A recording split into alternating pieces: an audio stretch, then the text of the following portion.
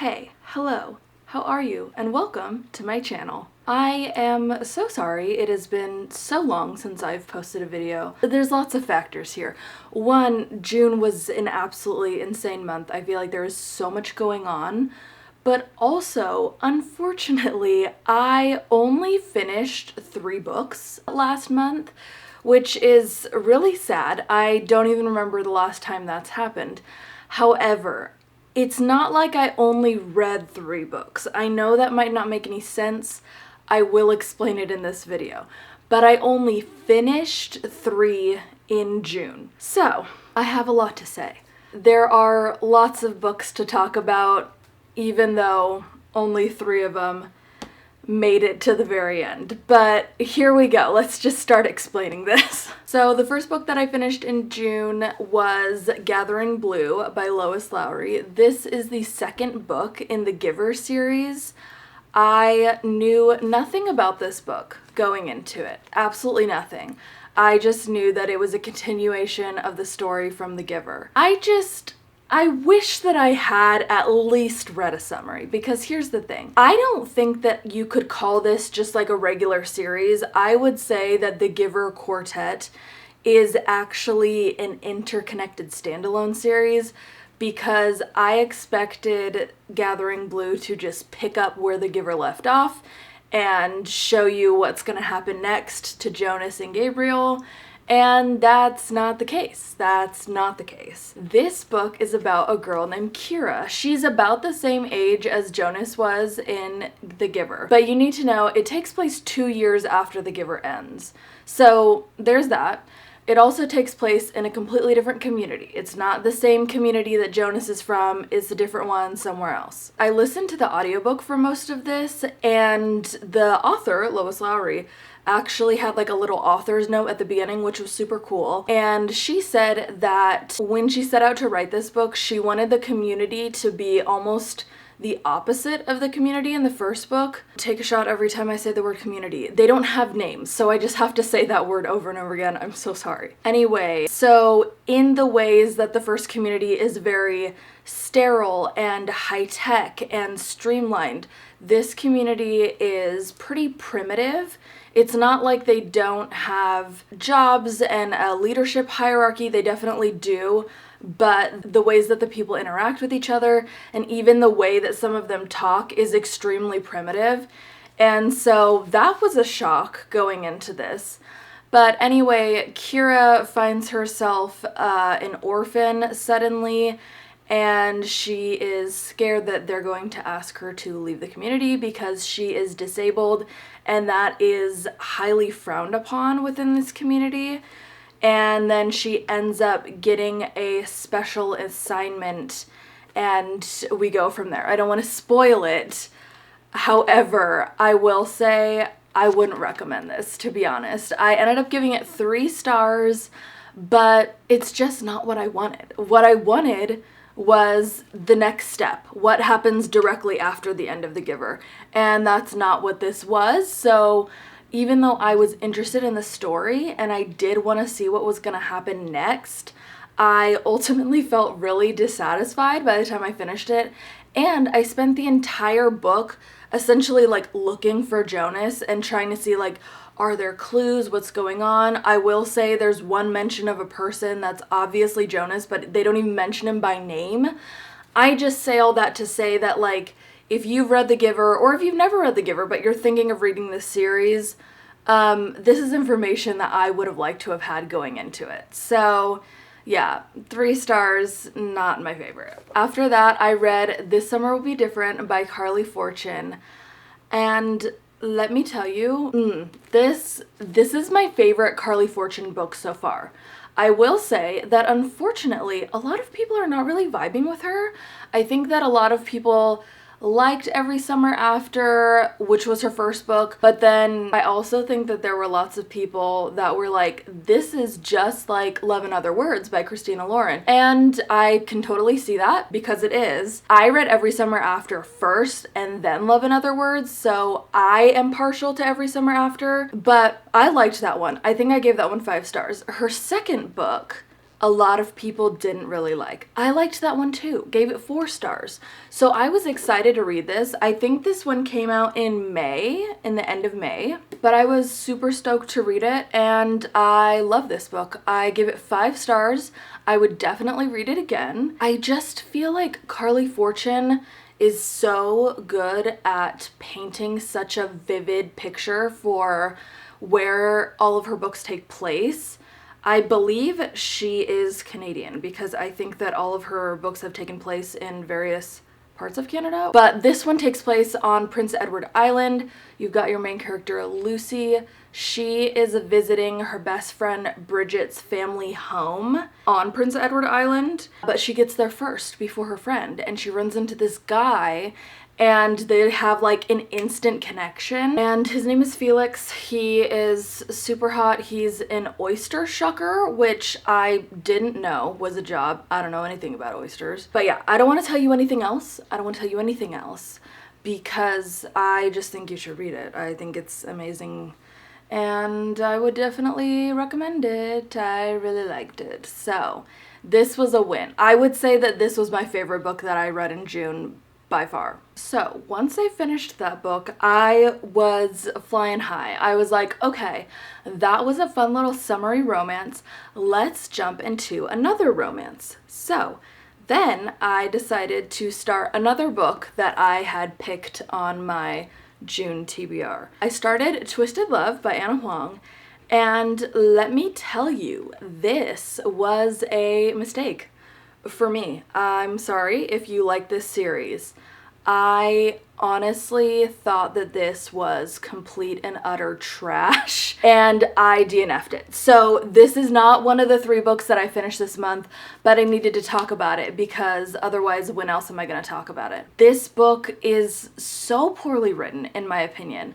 And like, let me just say, like, I know that romance as a genre is not the height of literary genius, but I've read so much better, and the writing felt like, I don't know, it felt like a 12-year-old writing a fan fiction in like 2005. That's the vibes that this gave me, and I'm so sorry. That feels so rude. Obviously this author is an adult woman, but I thought that the writing was so bad. It was just like not only cringe, but just such low quality.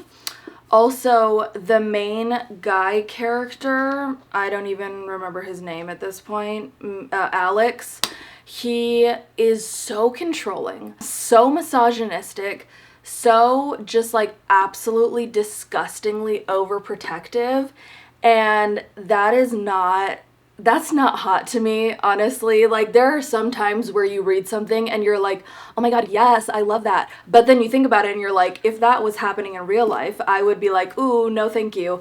It wasn't even like I could, suspend disbelief for a second because I was reading a romance book. No, this just gave me such an ick factor. It was so off-putting and upsetting. And then when I got to the first spicy scene, if you've been watching my channel for a while, you know that like I enjoy spice. I do.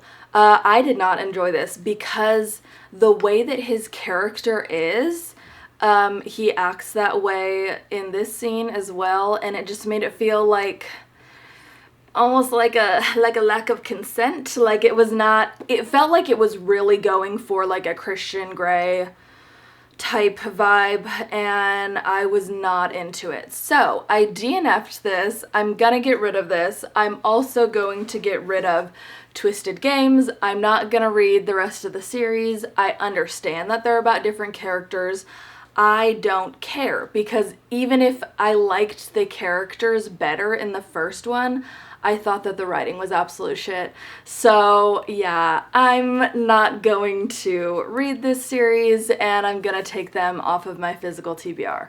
So even though I didn't finish them, yay for getting more books off my physical TBR, right? Also, just real quick, before I move on to the next book that I wanted to talk about, I need to read you a little excerpt just so that you can like really get a feel for the cringiness of the writing. I feel that it is my duty just to protect people from reading this kind of trash and wasting your time.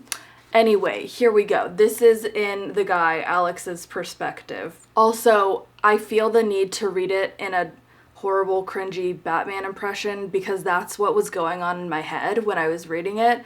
So there's that. I wasn't a protector. I was a destroyer. I broke hearts, crushed business opponents, and didn't care about the aftermath. If someone was stupid enough to fall for me or cross me, two things I warned people never ever to do, they had it coming. So yeah, I'm not gonna be reading the rest of that.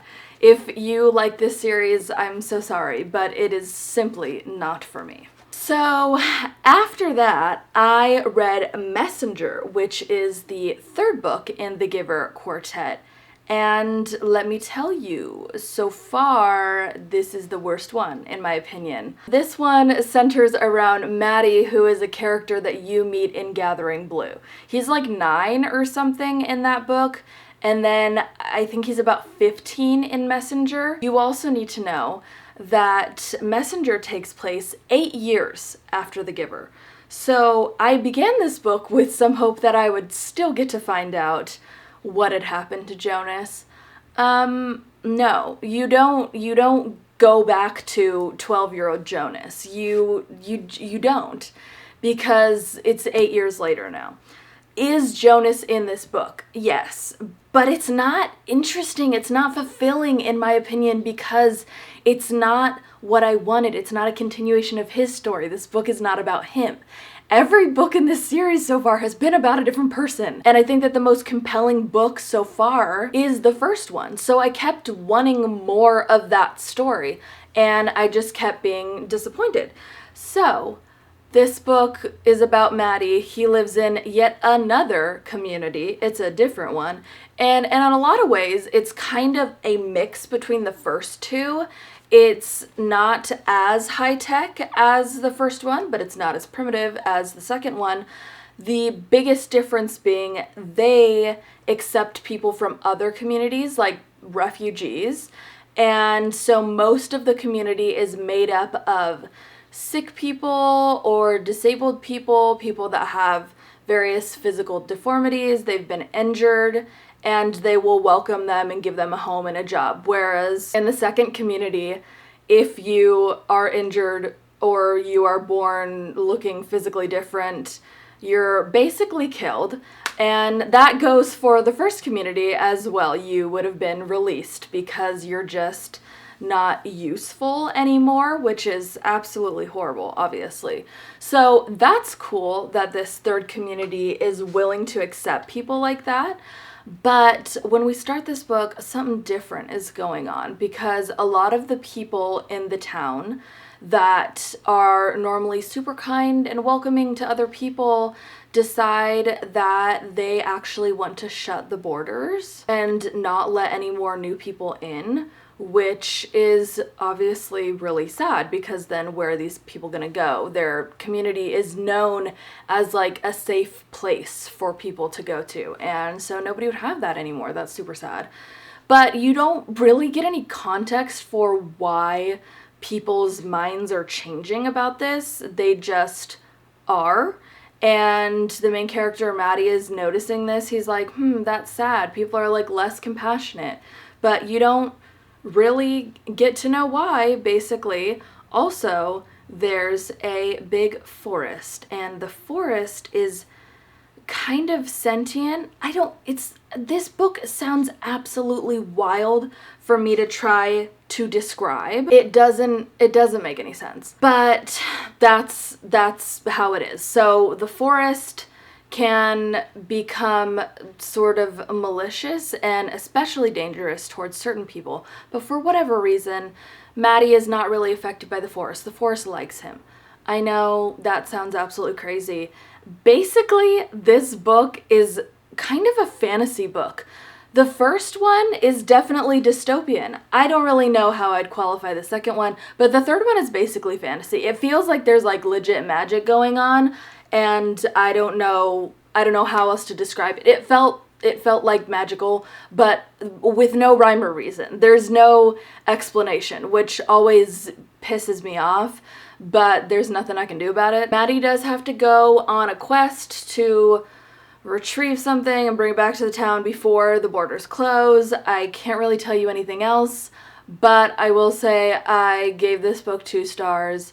I did not like it. I gave it 2 instead of 1 because, again, like the second one, I was wondering how it was going to end and what was going to happen, but when I got to the ending, I did not like it. I did not like the ending at all, so yeah, I wouldn't recommend it. Am I going to read the 4th book? Of course, because I need to finish the series, and at this point, I feel that it is my duty to tell people about the rest of the books in the series because I had just heard that it was a series, but I had never heard anybody talk about what happens in the other books. So I think that's interesting content. Maybe you don't, but whatever, it's my channel. So I will try my hardest to read the 4th one in July. We'll see what happens. But yeah, so the 3rd book that I finished this month was Messenger by Lois Lowry. Throughout the month, I had also been reading Winterkill by Ragnar Jonasson. It is the last book in the Dark Iceland series, and I just haven't finished it yet. So I will finish that in July, but I wasn't able to truthfully say that I finished it because I haven't yet. I think I'm like just over 50% through. And then I did start This Is How It Always Is by Laurie Frankel in June. I've actually finished it now, but it will be in my July wrap-up. So this was another book that was on my June TBR that I did start but didn't finish. So that is my June wrap-up. Unfortunately, it was not the best reading month, but I feel like having that happen did give me more motivation to try my hardest to read as much as I can this month. So I'm really excited for July and all of the books that I will get to read very soon. Thank you so much for watching this video. If you enjoyed it, you can give it a like. If you like me and my channel, you can subscribe. You can hit that little bell icon to get notified every single time that I post. All of my social media links are in the description. You can go follow me on all of my accounts across the interwebs if you would like. And I will see you next time. Bye!